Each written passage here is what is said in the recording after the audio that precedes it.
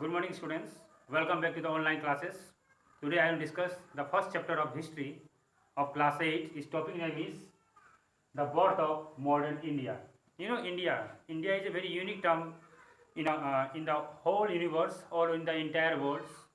So the modern period begins after the date of Aurangzeb in 1707. Let's start.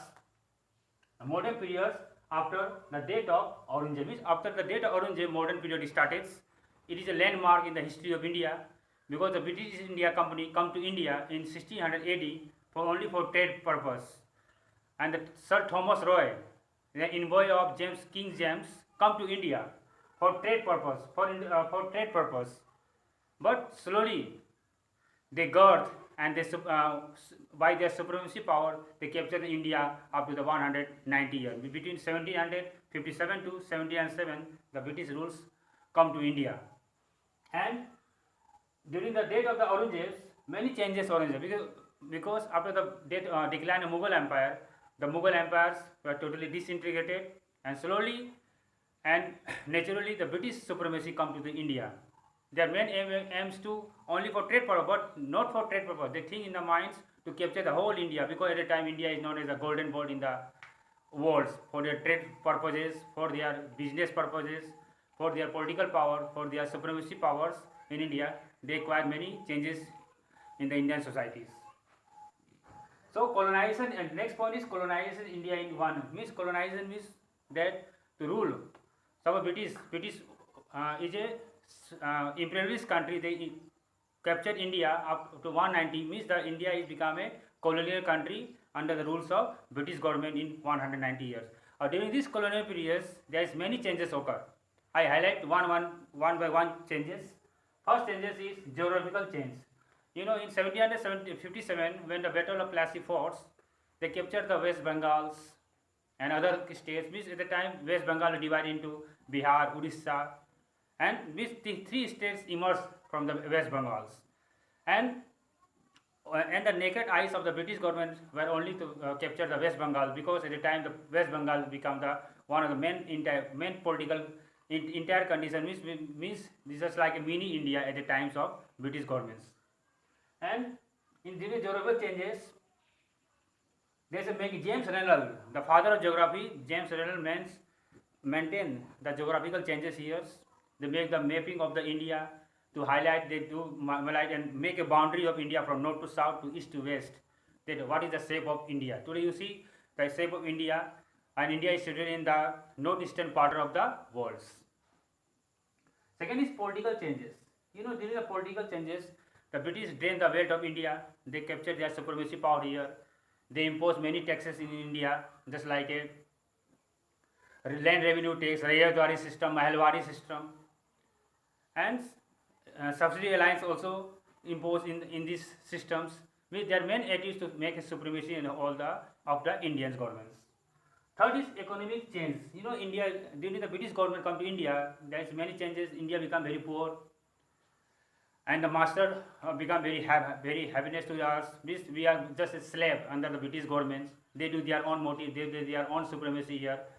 They think in the might is right. That's why the political condition of India become very bad, and India become very poor. Slowly, the trade system also was totally collapsed. They introduced industrial revolution.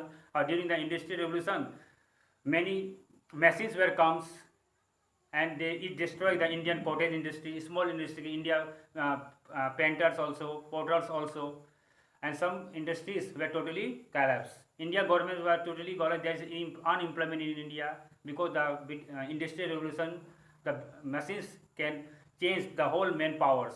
So that's why there is no need of man's, no sellings of their goods. That's why India become very poor, and our political condition is too much bad. And fourth one is cultural change. The British government come to India. Many people were become in India become a Christians. They adopt other language. Our cultural is so much changes. Many diplomacy occurs in India. Their Christian missionaries visit door by door and convert Indian into Christianity. Otherwise, if anyone not under the industries, they become a harsh punishment they give to the Indians. So that's why many Indians were imposed Christians in their cultural also, India is a secular country also. And the social changes in India at a time many poverties occurs. Many changes occur because India is very cursed. There is sati system also, infanticides also, child marriage also. We don't know because the Raja Ram Mohan come, Ishwarchandra Vidyas come, they abolished sati system because during the sati system when the husband died, their wife have to be burned along their funeral shirts. So that's why this system was totally collapsed by Raja Ram Mohan Roy or William Bantix. That's why today there is no sati system in India. Infanticide also, child marriage also not there in India privilege.